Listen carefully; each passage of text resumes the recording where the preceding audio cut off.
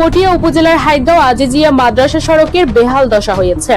দীর্ঘদিন গ্রামীণ এই সড়কটি সংস্কার না করায় পুরাতন ইট উঠে গর্ত সৃষ্টি হয়েছে।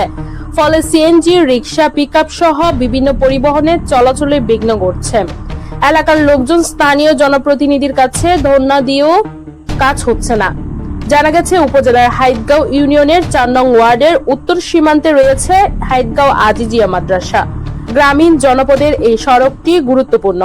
এই সড়ক দিয়ে হাইদগাঁও স্কুল, পানবাজার, পটিয়া, কেলিশহর সহ আশেপাশের এলাকায় যাতায়াত করে লোকজন। সড়কের জিয়ার পাড়ার রমজান মুন্সির বাড়ির সম্মুখে বর্তমানে বেহাল দশা হয়েছে।